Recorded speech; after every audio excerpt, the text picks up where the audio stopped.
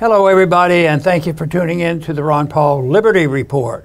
With us today is Daniel McAdams, our co-host. Daniel, good to see you this morning. How are you this morning, Dr. Paul? Doing well. All right. Doing well. All right. We're going to talk a little bit of art. Yes, you know, I've talked a lot about the idea, this is a radical idea, that when you're in Congress, you're supposed to sort of tell the truth, you know, because, you know, they accuse people of lying and all these things, and this guy's probably going to get kicked out for lying. But what about the people who take the oath of office? Yeah. I guess that doesn't matter.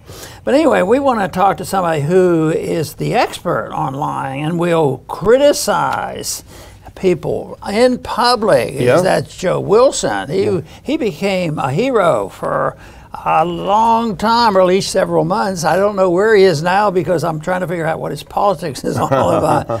But he was in the news yesterday, and he's been to Ukraine a couple times. He's really into this foreign policy. And guess whose side he's on? He's not on the side of the American taxpayer. No, he's not on the side of American national sovereignty. He's on the side. He just loved the idea that Zelensky came and talked at the Congress. I guess it's okay, but it doesn't excite me. For some reason, it annoys me more than I think it should, because I guess it's because of what he's going to say. I guess if we had a really, really great libertarian allowed to come, I might be a little bit easier on it. But no, I just generally think that the House floor is not the place foreign dignitaries come over. And, you know, a lot of times, you know, when they get that, they're in close with the military-industrial complex. That means they were approved. They were approved. Anyway, that's what's happened. He and Joe was very impressed with all that. He's been over there, and that's his position. And that money doesn't count as being spending because it's so important. But he really, really likes Zelensky. I mean, he thinks that he should be honored, right, in the Capitol. And I could think of a few Americans should be honored instead of them rooting around on who they're going to get rid of. Yeah, really. Yeah. So he wants a bust in the Capitol on the House side of Zelensky. Wow. You know, this is putting him really on the pedestal. He compares him, and even though we may have a complaint a little bit about the individual, because he wasn't exactly a libertarian, and that is Churchill. Yeah. So, but anyway, symbolically, he's been a great historic figure. So, you know, Joe Wilson said, this guy is equivalent to Churchill. He compared him to Churchill. But that whole thing is a mess. It invites talk about foreign policy. It invites talking about honesty and straightforwardness. But Joe covered over that because he was liked by a lot of conservatives, and he came across very conservative. But him shouting out and telling Obama he lied, but that was probably the truth. Yeah. So, but anyway, there's going to be a bust, and it's going to bust the budget. That's for sure, and then we'll have to keep an eye on this. But I don't think that much good is going to come from this, other than it might, you know, raise a discussion. So fortunately, there's been some good answers coming, but I'm afraid the majority of the people are budget busters as soon as it comes to spending for the military-industrial complex, which is, I think, from the very first day they got around to doing this budget work. It's the thing that I've been trying to get people to alert to, because what they say and what they do, and, you know, we all have praise, and you bring it up when you find out, well, the American people are starting to turn against Ukraine, many over there. So this is good, but right now, this isn't good. Getting a bust for Zelensky makes no sense at all. Yeah, and then the episode that you talk about, that was back in September of 2009. I think it was a State of the Union address where Obama was talking about how illegals would not be eligible for Obamacare, and Joe Wilson said, "You lie," out in public. And I was just thinking about this. It just goes to show how innocent those times were, because we were genuinely shocked. I mean, everyone was genuinely shocked. It broke the decorum of the House. It was really a big deal. And now we're in the era where Pelosi is ripping up speeches and people are getting in fights. It really kind of makes you long for the old days. But But Joe Wilson, we can put on his picture now here. He's from South Carolina. He's been there for quite a long time. He's not necessarily a nasty person in person. He gave a lot of goofy speeches, but I don't think he's an evil person, but I do think he's very susceptible to propaganda. Now let's look at, here's the resolution that he introduced into the U.S. House of Representatives, and it's very short, so we can even take a look at it if we look at that next clip, if you can put that up. It's House HRes 10, directing the Fine Arts Board to obtain a bust of the President of Ukraine, Vladimir Zelensky, for display in the U.S. House of Representatives. Resolved that the House of Representatives directs the Fine Arts Board to obtain a bust for display in a suitable permanent location, maybe next to George Washington, who knows? I mean, or get rid of Washington. He's an old dead white guy. Let's put up Zelensky in his place. It's probably one of the most absurd things we've seen. And it's funny because I don't want to steal your thunder, but you mentioned how you thought it must have been something from The Onion. And here's an example of great minds thinking alike, because put on the next one, here's a tweet from Thomas Massey. He said, I wanted to believe this legislation was satire from the Babylon Bee, but it's not. So he was thinking exactly what you thought.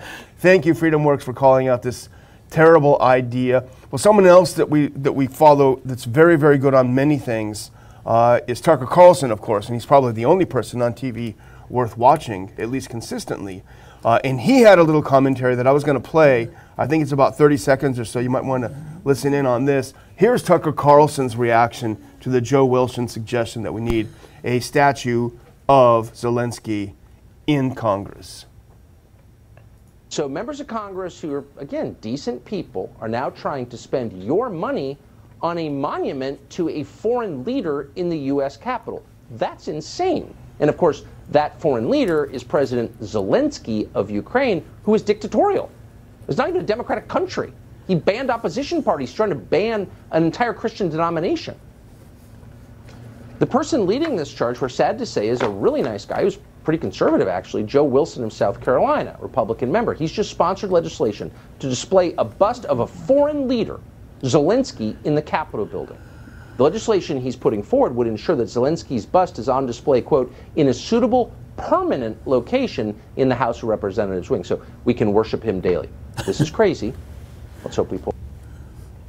So Carlson makes a good point, Dr. Paul, which is this is a person who shut down the opposition parties, completely shut them down, who shut down the media, the non-state media, and who shut down the church. And he's being hailed as a hero to people like Joe Wilson. At the same time, Joe points out, what's been going on over there, and he wants to compare it to the American Revolution.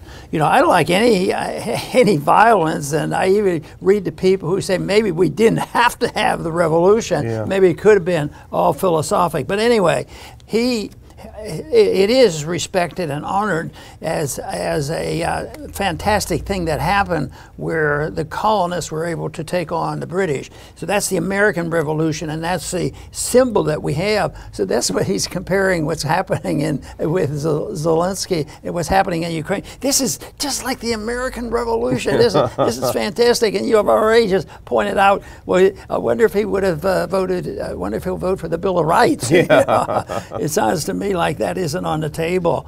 So it's more likely that this is the further ignition of the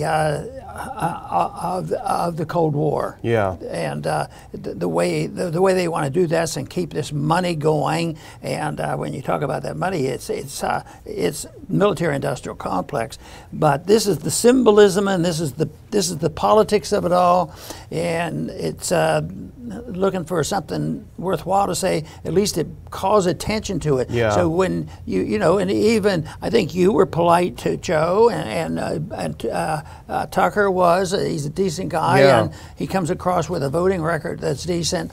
But it's also one of the biggest things that we do and talk about. The Institute is to point this out. Yeah. Who's telling the truth about national defense? And we think the national defense and non-interventionism is a big deal, and that's why we like to go with this. And now that they're talking about it, we'll have to wonder, how is this going to go away in a week?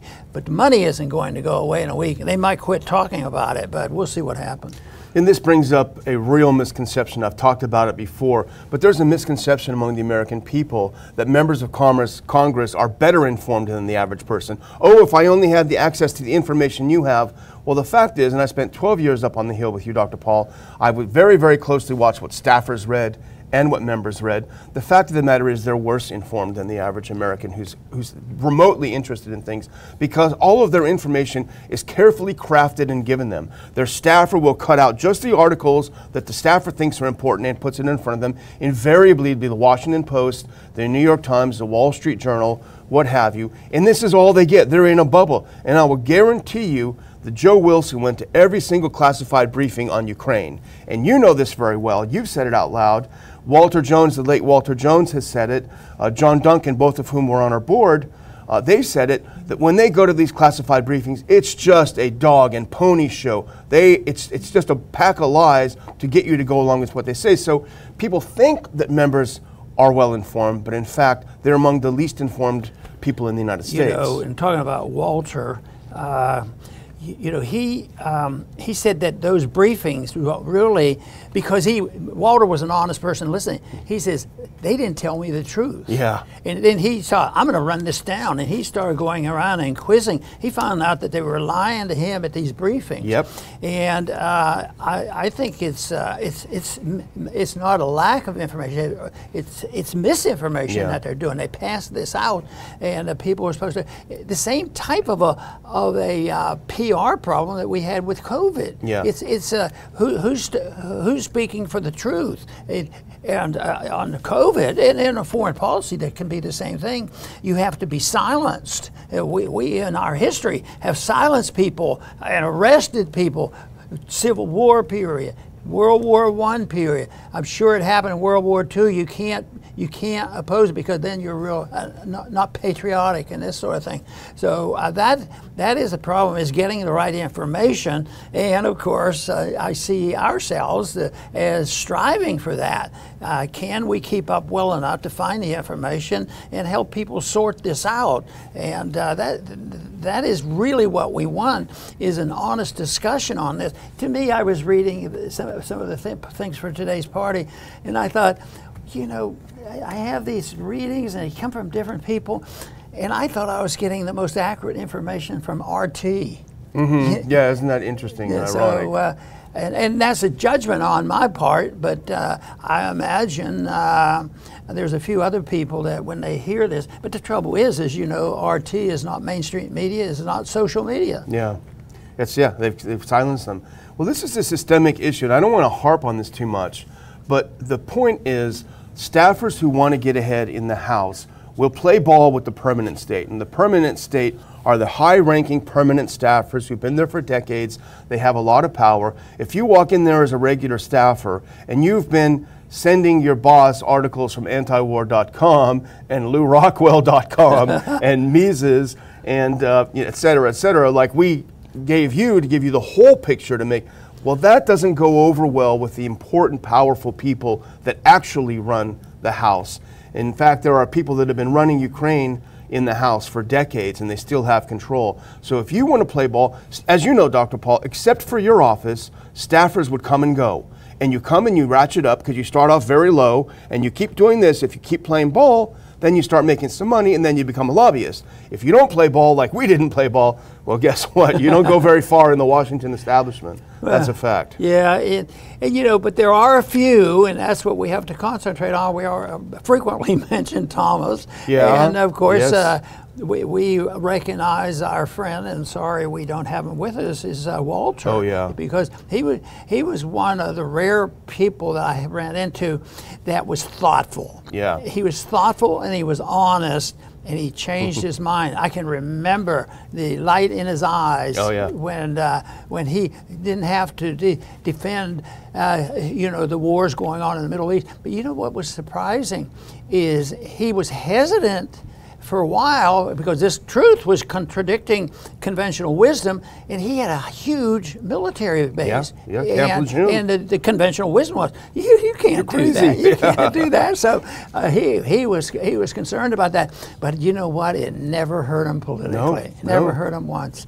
And same way with Jimmy Duncan. Jimmy, when he voted against going to war, there were 6 of that did that, and he was convinced that was my last. That was it. And then a few years later, he talked about, he thought that was the most significant vote that he ever had to cast. Yeah. I miss Walter. I can hear his voice as we're talking about him. I love that. I loved his accent. It was so nice. Anyway, let's go back to reality. And I just want to put on one more clip before we move on, Dr. Paul, because you had asked, well, you know, what's in it for Wilson? What's the big deal? Maybe he's ill-informed, and we know he's ill-informed. He's not a bad guy. He's not evil, but he's playing the game. And here's this next one is from a piece in Breitbart that I think says a lot, Dr. Paul, in what makes these people function and do what they do. By people, I mean members of Congress. This is from Breitbart. While Congress has authorized more than $110 billion in American taxpayer money to be sent to Ukraine, much of the funding is ending up in the hands of highly powerful and well-connected Defense Department contractors like Lockheed Martin, Boeing, Raytheon, General Dynamics, and Northrop Grumman, all of which are donors to Wilson. This is Wilson giving a little bit back to his donors, and this is the deep, I would say, corruption of the system in D.C. You know, there's been an estimation made, you know, what is it, close to $1 trillion, more than $1 trillion we put in there. It is estimated that probably the minimum the contractors have gotten is over $200 billion. I just have trouble believing this. But, you know, the one thing that took me a long time to understand, and it's not only on the military, it's some of this foreign aid. Foreign aid doesn't go to the countries and help the poor. The foreign aid goes to universities to propaganda. And in this case, and you've mentioned a lot of times, the money doesn't even go over there, and they, I guess I'll buy an airplane and they get their advice from somebody. No, they come over here and have barbecues together. They have parties together. You know, the people who are lobbying for the money, and then all the arms dealers get together, and then just to select politicians who have a lot of clout and are on their side. Yep. And speaking of, that's a great transition of politicians with a lot of clout. Let's put up this next piece because this is from Responsible Statecraft, and Connor Eccles does a lot of good stuff over there, I have to say. And this is we've been talking about this and harping on this, but I think it's still worth paying attention. He says, GOP won't bird-dog defense budget with these hawks at the helm. Under the subtitle, Speaker McCarthy may have promised to cut defense spending, but his early action suggests he has little interest in rocking the boat. Move to the next one. He quotes Justin Amash, former congressman, libertarian-minded, good person.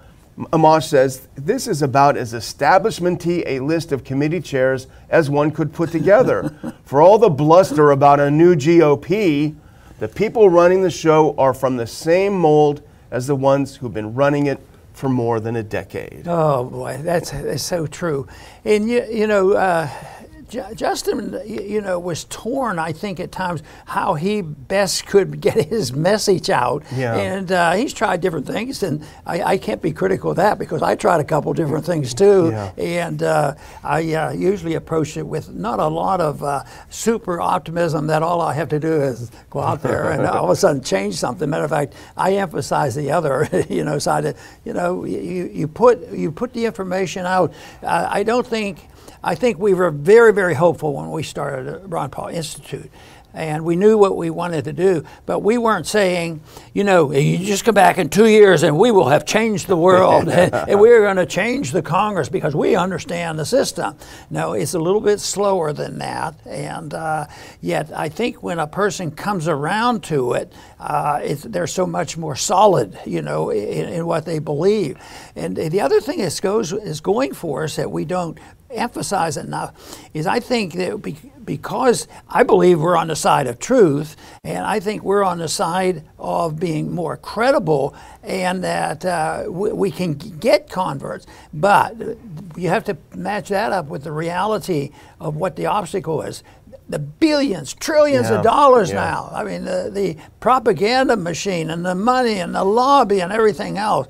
But at the moment, I don't see any other alternative other than doing our very best to expose them. And exposure, you know, we made progress with the COVID thing when we would expose, and a lot of other people did the same thing, of the hypocrisy of it. And there's a lot of that going around up in Washington D.C. You know, and that's what we hear about so often. Yeah, well, our budget is a bucket of water in the ocean, so but we do have a lot of influence because we also work harder, and that's just a fact. But here's a couple of things from the Eccles article, and these are, I think, the three top players, and this is why I hate to say this is cause for a little bit less than optimism, let's put it that way, and put up this next one. The first will be Kay Granger from our own state of Texas. She will take over as the powerful chair of the Appropriations Committee. She's climbed the ranks since '97, just after you went back, Dr. Paul, and she is known as a real hawk. And this is what Eccles says: Granger is a strong proponent of increased defense spending and has praised the controversial F-35 fighter jet as integral to our national security. As Responsible Statecraft noted last year, the establishment stalwart also hails from Tarrant County, which received over $12 billion in defense spending in 2021. So there you have it again, paying back the money. And so the next up on the plate is going to be Mike Rogers, the burly boxer on the floor trying to beat up Matt Gaetz. Rogers has received an expected promotion to chair of the Armed Services Committee, where he had previously served as ranking member. And that's where you have the continuity. Rogers had to be pulled away by fellow lawmakers during a spat last week with holdout Rep. Matt Gaetz. He is a Hawks hawk and a strong supporter of consistent annual increases in military spending. And the third of the trio is Michael McCaul. Again, not a bad person personally, however, bad for America. Representative Michael McCaul of Texas again. How come there's only one good person from Texas? Keep that up there if you will, please. Followed the same path as his other colleagues and took the jump from ranking member to chair. There you go, and this time of the Foreign Affairs Committee. After voting in favor of last year's $858 billion defense appropriations bill, McCaul bragged that the House allocated $45 billion more than the Pentagon requested. And he says it, quotes, sending a message that America still supports our troops and will never back down in the face of global threats. It's not supporting our troops. They were kicked out of the military for not taking the shot. It's supporting the military-industrial complex. You know, I keep trying to figure these people out because they're all over the place. And we just did it here in the program. We say, he's a pretty nice guy and we sort of like him. We're not going to bash him. Yeah. But they're doing horrible things. Yeah. And I get thinking, why do they do and how do they get to this point? Because they're not dumb people. You know, they know. But what are they after? You know, a good retirement fund and all this stuff. But I think, how does a person like Kay Granger, the plane, I guess the plane and a lot of stuff's in her district. Yeah. So it's natural. So they have to rationalize. They sort of have to brainwash. What does she really know of the waste and the uselessness of the airplane? And then if she does, is she just brainwash and overlook it, or is she say, oh yeah, I know it's bad, but you know they're my constituents. I have to do what my constituents want, and I don't have a brain. I have to do what my constituents said. And that one thing they don't understand is sometimes they say they do this because that's the majority vote of the district, and that's probably in a way indirectly direct democracy. But if they do that, they could say that, well, I have a contract with my people, and I make promises I take an oath of office. So my dedication is to my promises, not to saying, well, no, your job is to do whatever your consistency, your people in your district are for you. Yeah. And they always have, they don't take a vote, but they know what the majority is. So in Fort Worth, they have to do it. So that's where a real practical problem is. But I often think, what's going on in their brain? Yeah. And because, like we say, most of them are fairly decent people, and yet, why does it happen that they do so many things that are indecent? Yeah. And the thing is, it's not that hard. And we did it when we were in your office on the Hill. If Granger wanted to be informed and she wanted to say 5 people who were very, very prominent, very intellectual, with great credentials, who might argue for something different than the F-35, people like Winslow Wheeler and Chuck Spinney, people that we've known for years, we could easily put a briefing together for. They don't really want to be informed. They don't want to see the other side. They have a lack of intellectual curiosity, I think, and that's what it is. Well, I'm going to skip ahead to the last one. This is a piece by Bill Hartung. We've talked about him before. He's always very good, and he's talking about the budget too.